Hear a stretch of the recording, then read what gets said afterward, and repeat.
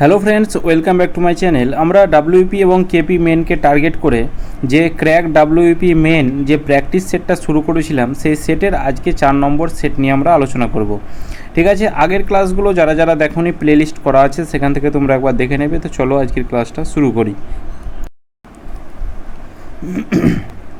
First question, দুটি নল একটি চৌবাচ্চাকে যথাক্রমে 6 মিনিট ও 7 মিনিটে পূর্ণ করতে পারে।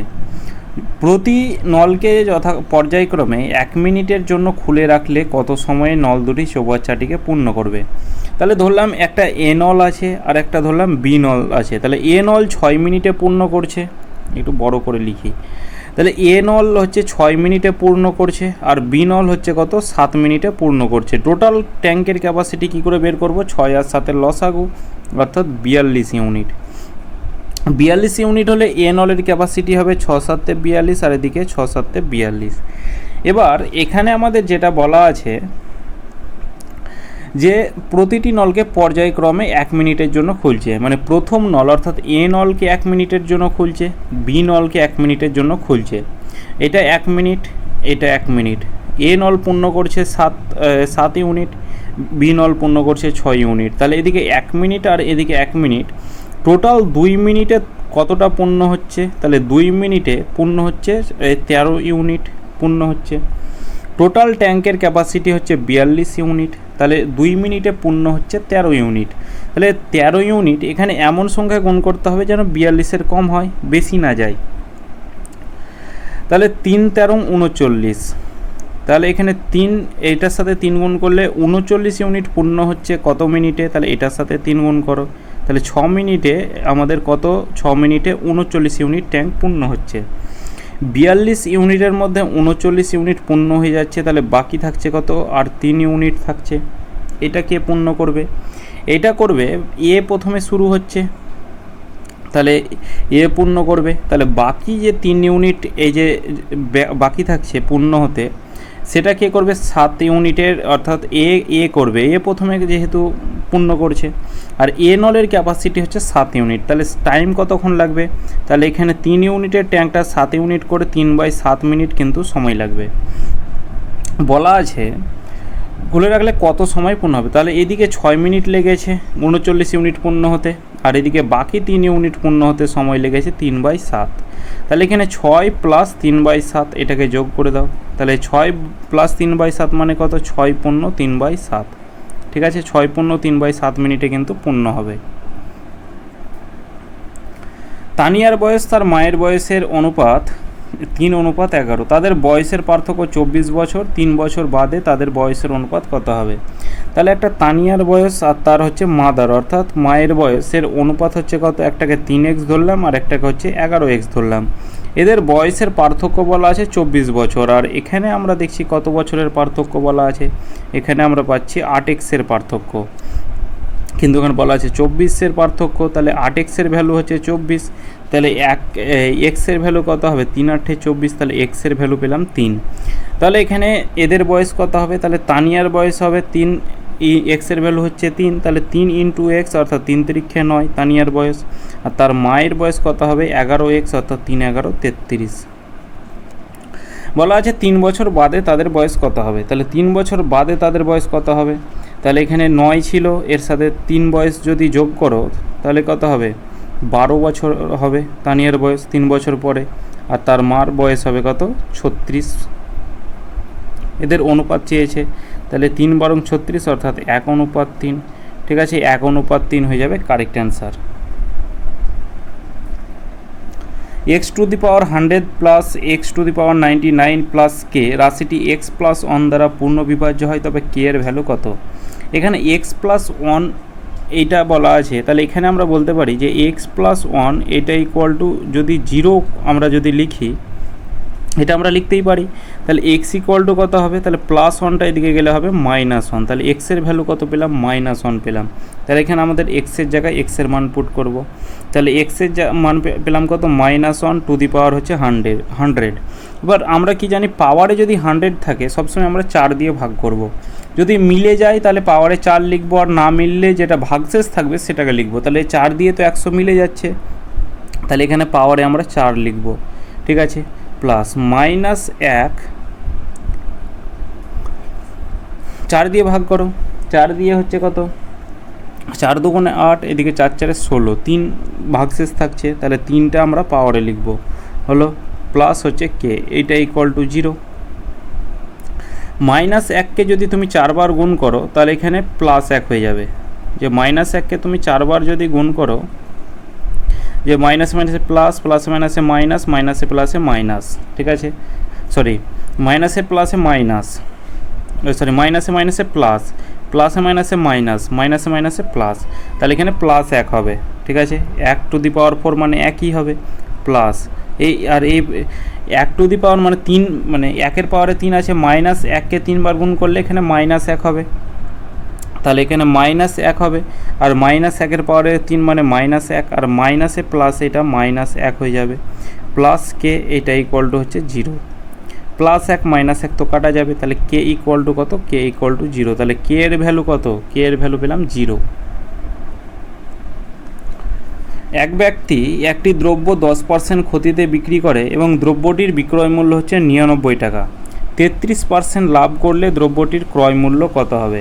তাহলে 10% ক্ষতিতে বিক্রয় করছে, বিক্রয় মূল্য হচ্ছে 99 টাকা, ঠিক আছে, তাহলে 10% সে কিনেছে কত টাকায় সেটা বের করো, ক্রয় মূল্য ধরলাম 100 টাকা, এবার সে বিক্রি করেছে কত টাকায়, 10% ক্ষতি মানে 90 টাকায় বিক্রি করেছে, বা এটাকে অনুপাত করলে হবে কত, 10:9। এবার এটা বিক্রয় মূল্য, আর এখানে বলা আছে 99 টাকায় বিক্রি করেছে, তাহলে 9 ইউনিটের ভ্যালু কত, 9 ইউনিটের ভ্যালু হচ্ছে 99, তাহলে 1 ইউনিটের ভ্যালু কত, 1 ইউনিটের ভ্যালু হচ্ছে 11, তাহলে 10 ইউনিটের ভ্যালু কত হবে, তাহলে 1 ইউনিটের ভ্যালু যেটা থাকে তার সাথে গুণ করে দিতে হয়, অর্থাৎ 110, এটা পেলাম কি ক্রয় মূল্য। 30% লাভে বিক্রি করলে দ্রব্যটির ক্রয় মূল্য কত হবে? 30% লাভ, তাহলে এই 110 টাকার 30%, 110 টাকার যদি 30% লাভ বের করি তাহলে 130, তলায় হচ্ছে কত 100 হবে, তাহলে ওপরের শূন্য, এই শূন্য তো কাটা যাবে, আর এদিকে শূন্য শূন্য কাটা যাবে, তাহলে এদিকে কত হচ্ছে 3 4 1, 143 টাকা। এটা ক্রয় মূল্য হবে না, যে 30% লাভে বিক্রি করলে দ্রব্যটির বিক্রয় মূল্য কত হবে, যে সেলিং প্রাইস 143 টাকা বিক্রয় মূল্য হবে। ত্রিভুজ এবিসি এর কোণ এ মাইনাস কোণ বি ইকুয়াল টু 40 ডিগ্রি এবং কোণ বি মাইনাস কোণ সি ইকুয়াল টু 10 ডিগ্রি হলে কোণ বি ভ্যালু কত? তাহলে ত্রিভুজ এবিসি, তাহলে এখানে আমরা কি জানি, কোণ এ প্লাস, সরি কোণ এ প্লাস কোণ বি প্লাস কোণ সি, এটার ভ্যালু কত, অর্থাৎ এই তিনটে কোণের মান সবসময় 180 ডিগ্রি হয়, সবসময় কত হয় 180 ডিগ্রি, তার মধ্যে এ মাইনাস বি, এখানে আমাদের বি এর মানটা বের করতে হবে, তাহলে বি এর মানটা যদি বের করি তাহলে এখানে আগে কোণ এ এর ভ্যালুটা বের করি, তাহলে এখানে 40 ডিগ্রি তো ছিলই, তাহলে মাইনাস কোণ বি, এদিকে হবে প্লাস কোণ বি, এটা ক্লিয়ার। এদিকে যখন বি এর মানটা বের করব তখন আমাকে সি এর মানটা বের করতে হবে, কীরকম করে, এখানে মাইনাস, এটাকে কি করে বের করব, দেখো যে এখানে কোণ বি এর, যেখানে এখানে আমাদের বি এর ভ্যালু মানে এখানে আমরা সি এর মানটা পুট করব, তাহলে মাইনাস এদিকে সি, বা এটাকে এক কাজ করতে পারো, এখানে কোণ বি আছে 10 ডিগ্রি আছে, প্লাসটাকে এদিকে মাইনাস 10 ডিগ্রি নিয়ে চলে এসো, আর মাইনাস এখানে কোণ সি আছে, তাহলে সমানের দিকে গেলে প্লাস কোণ সি হবে। তাহলে এখানে বি বের করতে বলছে বলে একবার এ এর মান বের করলাম, একবার সি এর মান বের করলাম, বি এর মান বের করবো না, কারণ এখানে আমাদের উত্তরে বি এর মান বের করতে হবে। তাহলে কোণ এ ইকুয়াল টু কত, 40 ডিগ্রি প্লাস বি, তাহলে কোণ এ এর জায়গায় এখানে আমরা কি লিখব, এখানে আমরা লিখব 40 ডিগ্রি প্লাস হচ্ছে কোণ বি, আর মাঝে তো প্লাস কোণ বি আছেই, প্লাস কোণ সি এর ভ্যালু কত, বি মাইনাস 10 ডিগ্রি, তাহলে কোণ বি মাইনাস হচ্ছে 10 ডিগ্রি, এটা ইকুয়াল টু হচ্ছে কত 180 ডিগ্রি। এবার এটাকে সলভ করলে অ্যান্সার চলে আসবে, 40 ডিগ্রি থেকে 10 ডিগ্রি মাইনাস করলে কত হবে 30 ডিগ্রি, প্লাস 1 2 3 কোণ 3b, এটা ইকুয়াল টু 180 ডিগ্রি, তাহলে প্লাসটা এদিকে গেলে মাইনাস 30 ডিগ্রি হবে, তাহলে এদিকে 3 কোণ বি এটা ইকুয়াল টু কত, তাহলে এদিকে হচ্ছে 150 ডিগ্রি। তাহলে এদিকে 3 দিয়ে কাটো, 3 5 15 অর্থাৎ 50 ডিগ্রি। তাহলে কোণ বি এর ভ্যালু কত পেলাম, কোণ বি এর ভ্যালু পেলাম 50 ডিগ্রি, অপশান ডি। 0.89 ইন্টু 0.89, এটা যদি এ ধরো এটাকে বি ধরো, তাহলে ওপরে কি পড়ে থাকবে বলো তো, ওপরে পড়ে থাকবে এ কিউব প্লাস হচ্ছে কি, সরি এখানে মাইনাস আছে, তাহলে মাইনাস বি কিউব হবে। আর এদিকে কি হবে, এ বি সরি এর স্কোয়ার প্লাস, এটাকে এ ধরেছি এটাকে বি, তাহলে এদিকে হবে এ বি প্লাস হচ্ছে কি, প্লাস হচ্ছে বি এর স্কোয়ার। তাহলে এ কিউ মাইনাস বি কিউ এর ফর্মুলা কী হবে, এ কিউ মাইনাস বি কিউ এর ফর্মুলা হবে এ মাইনাস বি, আর এদিকে হবে কি এ এর square plus A B plus হচ্ছে বি এর স্কোয়ার, আর এদিকে তলায় আছে আমাদের এ এর square plus A B plus B এর স্কোয়ার। তাহলে এটা তো কাটাই যাবে, তাহলে এ মাইনাস বি আমাদের পড়ে থাকবে। তাহলে 0.89 থেকে আমাদের মাইনাস করতে হবে কত, 0.64। তাহলে এদিকে 9 থেকে 4 বাদ দিলে কত হবে 5, আর এদিকে কত হবে 2.25। 4750 সংখ্যাটি থেকে ক্ষুদ্রতম কোন সংখ্যা বাদ দিলে সেই সংখ্যাটি পূর্ণবর্গ সংখ্যা হবে। তাহলে পূর্ণবর্গ যখন বলাই আছে তখন আমরা পূর্ণবর্গ সংখ্যার ধাঁচে অঙ্কটাকে করব, দুটো করে পেয়ার করলাম, 7 7 49, তাহলে এখানে হচ্ছে 6 6 কত 36, তাহলে এদিকে হচ্ছে 1 11, আর ওপর থেকে 5 শূন্য নামলো।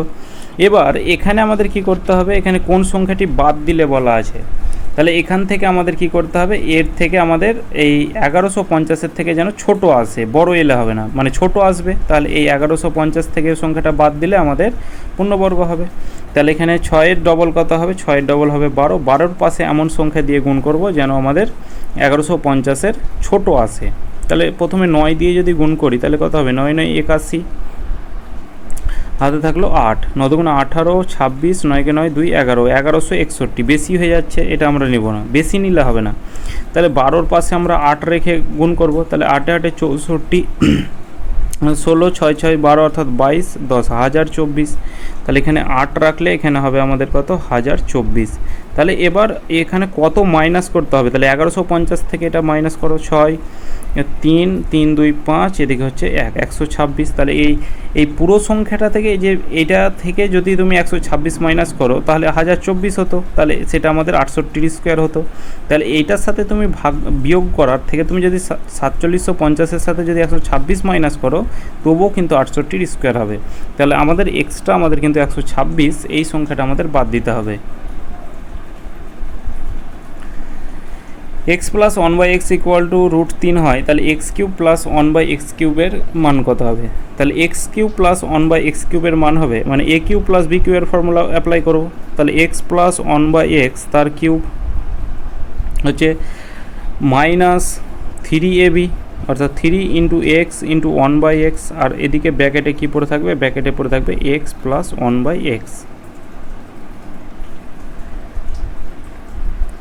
x প্লাস 1/x এর ভ্যালু কত এখানে বলা আছে √3, তাহলে এখানে আমরা √3 তার কিউব করব, মাইনাস এই x তো কাটবেই, আর এখানে এটার ভ্যালু হচ্ছে কত √3, তাহলে এখানে হবে এটার সাথে গুণ করলে হবে 3√3। এবার √3কে যদি 3বার গুণ করি এই রকম করে, যে √3 ইন্টু √3 কিউব থাকলে এইভাবে গুণ করতে হয়। √3কে যদি তুমি দুবার গুণ করো তাহলে কত হবে, তাহলে √9 হবে, সেটা বাইরে বেরিয়ে এসে 3 হবে, আর এই পাশে তো একটা √3 আছে, তাহলে এটাকে 3বার গুণ করলে কত হবে 3√3 মাইনাস 3√3।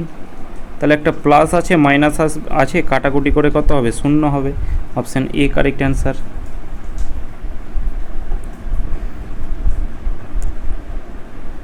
একটি ট্রেনে 200 কিমি দূরত্ব সমবেগে অতিক্রম করতে 8 ঘন্টা লাগে। যদি ট্রেনটির গতিবেগ 5 কিলোমিটার প্রতি ঘন্টা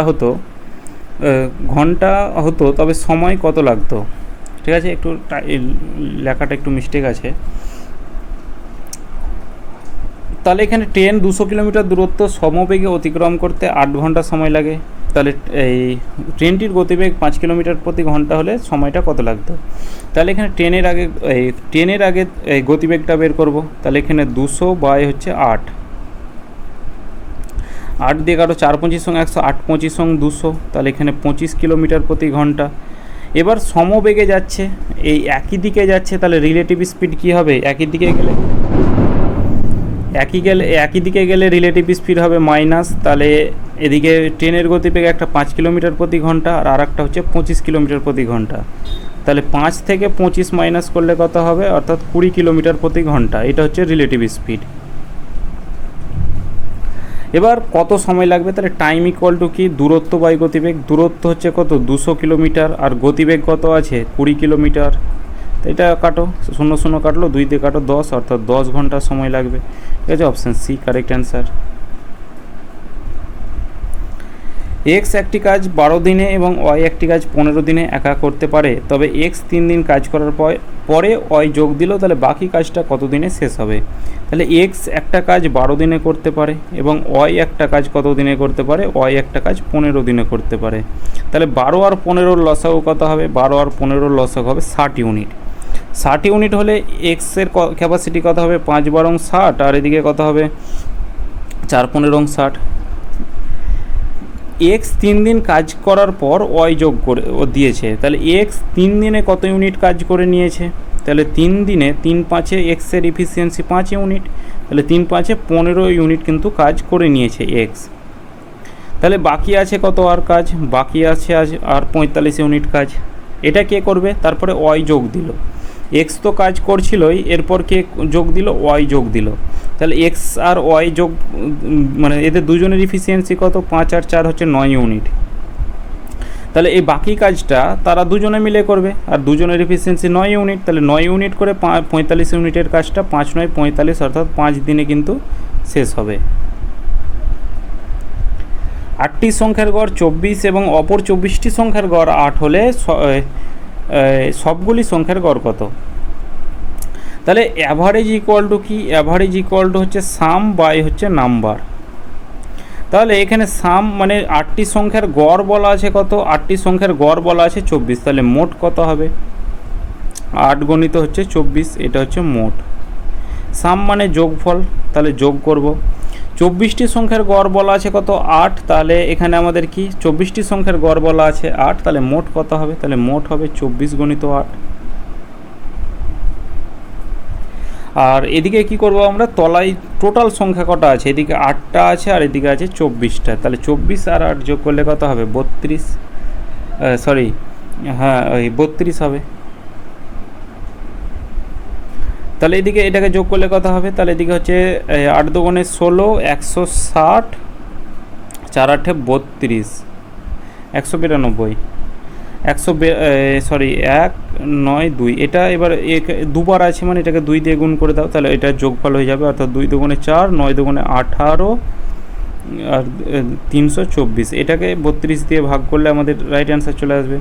4 দিয়ে কাটো, 4 8 32, 4 দিয়ে কাটো, 4 9 36, 4 6 24, 8 12 96, তাহলে এখানে হচ্ছে 12। ঠিক আছে, তাহলে সবগুলি সংখ্যার যে গড় হবে সেটা হচ্ছে 12।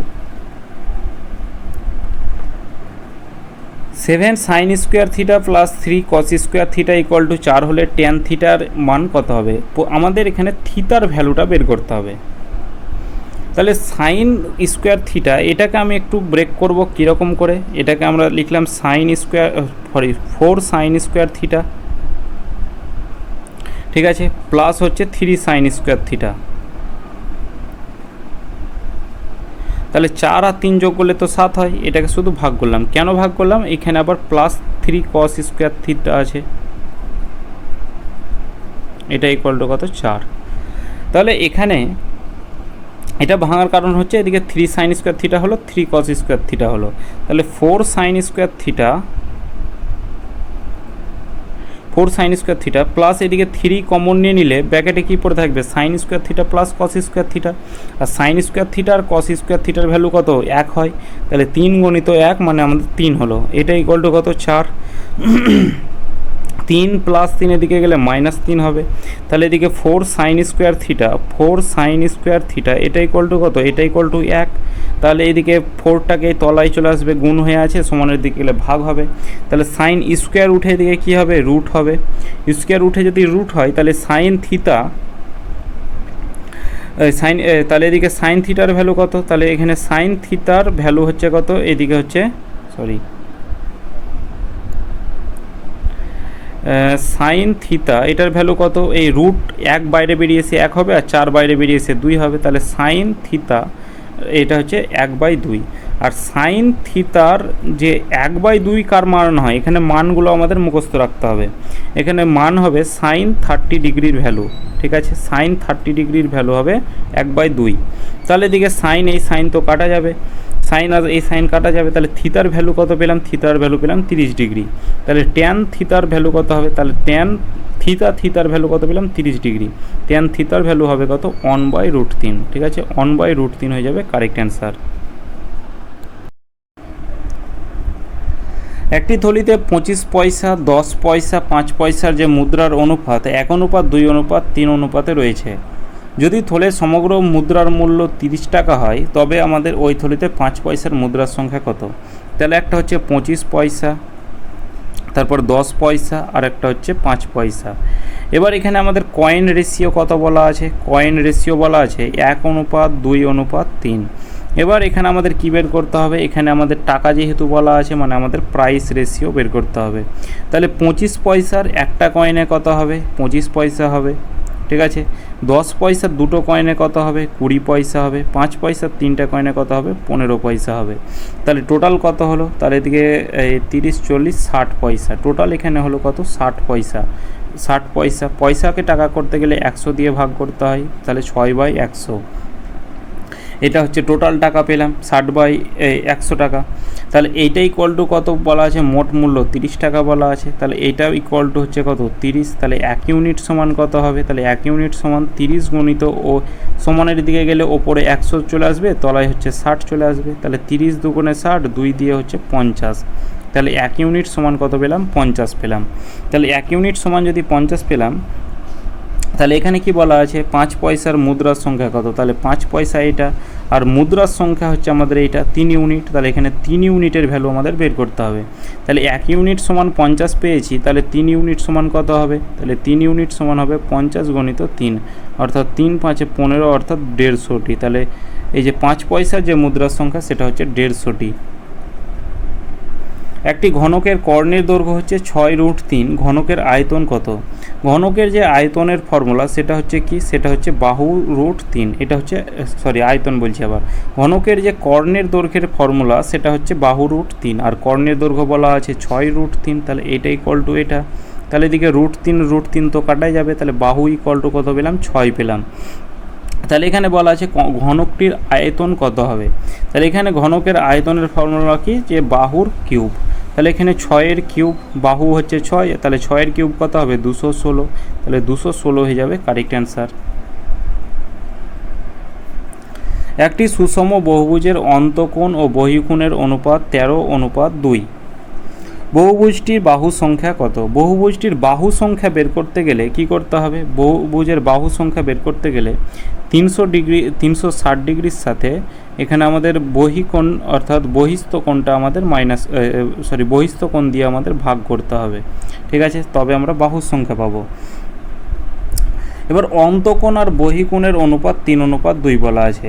আর আমরা কি জানি, অন্তঃকোণ আর বহিঃকোণ, অর্থাৎ অ লিখছি আর বহিঃকোণটাকে ব লিখছি, এদের যোগফল হচ্ছে কত, টোটাল হচ্ছে 180 ডিগ্রি, ঠিক আছে, এদের যোগফলটা। আর এখানে আমরা অন্তঃকোণ আর বহিঃকোণের যোগফল কত পাবো, 13 আর 2 যোগ করলে হচ্ছে 15 ইউনিট। টোটাল এই যোগফলটা হচ্ছে 15 ইউনিট, কিন্তু এইটাই ইকুয়াল টু কত বলা আছে, 180 ডিগ্রি। তাহলে 1 ইউনিট সমান কত হবে, তাহলে 180 তলায় হচ্ছে কত, 15। 3 দিয়ে কাটো 5, 3 দিয়ে কাটো 60, তাহলে 5 12 60। তাহলে 1 ইউনিটের ভ্যালু যদি 12 ডিগ্রি হয়, তাহলে এখানে 13 ইউনিটের ভ্যালু কত হবে, তাহলে 13 × 12। আমাদের এখানে অন্তঃকোণের দরকার নেই, তাই আমরা এটাকে গুণ করব না। আর এদিকে আমাদের 2 ইউনিটের ভ্যালু কত হবে, তাহলে এখানে 1 ইউনিটের ভ্যালু 12 ডিগ্রি হলে তাহলে 2 ইউনিটের ভ্যালু কত হবে, তাহলে 12 × 2 = 24 ডিগ্রি। ঠিক আছে। এখানে সরাসরি আমি যে এই 360 ডিগ্রিকে বহিস্থ কোণ অর্থাৎ 2 দিয়ে ভাগ করে দিলাম মানে 180 হয়ে গেল, এটা নয়। আমাদের এখানে ডিগ্রি আছে, এখানেও আমাদের ডিগ্রিতে আনতে হবে। তাহলে 12 দুগুণে 24 ডিগ্রি হলো, ঠিক আছে, 24 ডিগ্রি। তাহলে অ্যাকচুয়াল মান হলো কি, যে বহিস্থ কোণ আমাদের বলা আছে 24 ডিগ্রি আর অন্তঃকোণ আছে এদের গুণফলটা, ঠিক আছে। তো অন্তঃকোণের তো আমাদের কোনো দরকার হবে না। তাহলে এখানে 360 ডিগ্রি বাহু সংখ্যা equal to n equal to 360 degree by বহিস্থ কোণ। তাহলে 360 ডিগ্রি আর বহিস্থ কোণ কত আছে 24 ডিগ্রি। তাহলে প্রথমে তো আমাদের এই ডিগ্রি ডিগ্রি কাটা যাবে। তাহলে 6 দিয়ে কাটা দাও, 4 6 24, 6 দিয়ে কাটা দাও 6 6 36। তাহলে 4 15 60 অর্থাৎ এই বাহুর সংখ্যা কত হবে 15টি। একটি সমকোণী চৌপলের দৈর্ঘ্য প্রস্থ উচ্চতা এত 8 সেমি 7 সেমি 4 সেমি হলে চৌপলটির আয়তন কত? সমকোণী চৌপলের যে আয়তন, সেই আয়তনের ফর্মুলা হবে কি, দৈর্ঘ্য অর্থাৎ দৈর্ঘ্য প্রস্থ ইন্টু উচ্চতা। দৈর্ঘ্য প্রস্থের সাথে আমাদের উচ্চতাটাকে যদি আমরা গুণ করি সেটা আমরা আয়তন পেয়ে যাব। তাহলে দৈর্ঘ্য কত বলা আছে 8 সেমি, প্রস্থ বলা আছে 7 সেমি এবং উচ্চতা বলা আছে কত 4 সেমি। তাহলে এদিকে 7 8 56, 56 ইন্টু 4, তাহলে 4 6 24, হাতে থাকলো 2, 4 5 20 আর 2 হচ্ছে 22, 224 বর্গ সেমি। ও সরি এখানে একটা ভুল হয়ে গেল, যে এখানে 224 কিউব। আয়তন কিসে হয়, আয়তন সবসময় ঘন সেমিতে হয়। এখানে দেখো এই পরীক্ষা হলে এগুলোই ভুল হয়, যে একটা বর্গ সেমি আছে একটা ঘন সেমি আছে। তাহলে আয়তন সবসময় আমাদের কিন্তু ঘন সেমিতে হবে, বর্গ সেমি কোনো দিনই কিন্তু হবে না। বর্গ সেমি থাকলে আমাদের কি হতো, আমাদের ক্ষেত্রফল বললে বর্গ সেমি আর আয়তন বললে আমাদের কিন্তু ঘন সেমি, ঠিক আছে। আমি ওটাই দেখছি যে দুটো অপশান কেন দেওয়া আছে, তো না ঠিকই আছে, একটা ঘন সেমি একটা বর্গ সেমি, তাহলে আয়তন সবসময় ঘন সেমিতে হয়। একটি রম্বসের ক্ষেত্রফল 144 বর্গ সেমি। রম্বসটির একটি কর্ণের দৈর্ঘ্য 18 সেমি হলে দ্বিতীয় কর্ণের দৈর্ঘ্য কত? তাহলে রম্বসটির একটি কর্ণের দৈর্ঘ্য 18 সেমি। তাহলে আমরা কি জানি, এরিয়া ইকুয়াল টু ক্ষেত্রফল ইকুয়াল টু হাফ ইন্টু একটা হচ্ছে ডায়াগোনাল 1 মানে কর্ণ 1 ইন্টু কর্ণ 2। ক্ষেত্রফল কত বলা আছে 144 বর্গ সেমি, এটা ইকুয়াল টু কত হাফ ইন্টু ডায়াগোনাল 1। ডায়াগোনাল একটা কর্ণের দৈর্ঘ্য 18 সেমি বলা আছে আর একটা আমাদের বের করতে হবে দ্বিতীয় কর্ণের দৈর্ঘ্যটা। 2 দিয়ে কাটো, 9 দুগুণে 18, 9 দিয়ে কাটো, 9 দিয়ে হচ্ছে 9 কে 9, 9 কে 9 আর এদিকে হচ্ছে কত 6 9 54 16। তাহলে এখানে ডি ইকুয়াল টু কত হবে, স্কোয়ারটা ডি ইকুয়াল টু কত হবে 16 হবে, মানে ডি টুটা। তাহলে দ্বিতীয় যে কর্ণ সেটা কত 16 সেন্টিমিটার। প্রদত্ত চিত্রে কোণ এ সি বি মানে কোণ এ মানে এই কোণটার ভ্যালু আমাদের কত বলা আছে 45 ডিগ্রি বলা আছে। তাহলে কোণ এ ডি বির ভ্যালু কত, মানে এই কোণটার ভ্যালু কত হবে? তাহলে এখানে আমাদের একটা ফর্মুলা ছিল যখন আমরা সেট 3 কি সেট 2তে করেছিলাম, এরকম সেম একই অঙ্ক। এটার পরিধিস্থ অর্থাৎ এর কেন্দ্রস্থ এই পরিধিস্থ, মানে যদি তোমাদের এই কোণটাকে বলা হয় পরিধিস্থ কোণ, ঠিক আছে। তাহলে এখানে পরিধিস্থ কোণ সমান কি হবে, পরিধিস্থ কোণ সমান হাফ ইন্টু কেন্দ্রস্থ কোণ। এটার ফর্মুলা আমি লিখেছিলাম, ঠিক আছে, হাফ ইন্টু কেন্দ্রস্থ কোণ। যদি আমাদের কেন্দ্রস্থ কোণ দেওয়া থাকতো, মানে এই মাঝের কোণটা দেওয়া থাকতো, তাহলে এই ধারের কোণটা বের করতে গেলে কি করতাম, হাফের সাথে এই কেন্দ্রস্থ মাঝের কোণটাকে যদি গুণ করে দিতাম তবে আমরা এই ধারের কোণটা পেয়ে যেতাম। তো এখানে আমাদের তো ধারের কোণটা দেওয়াই আছে, এখানে আমাদের কেন্দ্রস্থ কোণও কিন্তু বের করতে বলেনি, ঠিক আছে। এই ফর্মুলা থেকেই আমরা কিন্তু এই কেন্দ্রস্থ কোণটাও বের করতে পারতাম, কিন্তু এখানে আমাদের বলা আছে এখানে এই পরিধিস্থ কোণ দেওয়া আছে আর এখানেও আমাদের পরিধিস্থ কোণ দেওয়া আছে, মানে যেটাকে টাচ করবে সেটা হচ্ছে আমাদের কিন্তু পরিধিস্থ কোণ। মানে এখানে টাচ করেছে এটাও পরিধিস্থ কোণ, এটা টাচ করেছে মানে এটাও আমাদের পরিধিস্থ কোণ, আর এখানে টাচ করেছে মানে এটাও আমাদের পরিধিস্থ কোণ।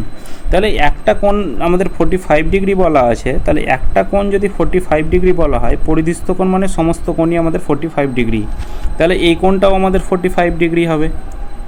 যদি আমাদের এই কোণটা বলতো এটাও 45 ডিগ্রি হতো, মানে যেটাকে পরিধি টাচ করবে এই পরিধির এই কোণ সবসময় একই হয়। তাহলে এখানে যেহেতু কোণ এ সি বি এর ভ্যালু 45 ডিগ্রি, তাহলে কোণ এ ডি এর বি এর ভ্যালুও হবে 45 ডিগ্রি, অপশান এ। তো এটাই শেষ কোশ্চেন ছিল আজকের ক্লাসটা, এত দূর পর্যন্ত। ক্লাসটা কেমন লাগলো অবশ্যই কমেন্ট করে জানাবে। আর প্রতিদিন সকাল 7টার দিকে এই ডাব্লিউপি মেনের কিন্তু ক্লাস করানো হবে বিভিন্ন প্র্যাকটিস সেট থেকে, তো সকাল 7টায় ক্লাস করতে ভুলবে না। চলো দেখা হচ্ছে নেক্সট ক্লাসে।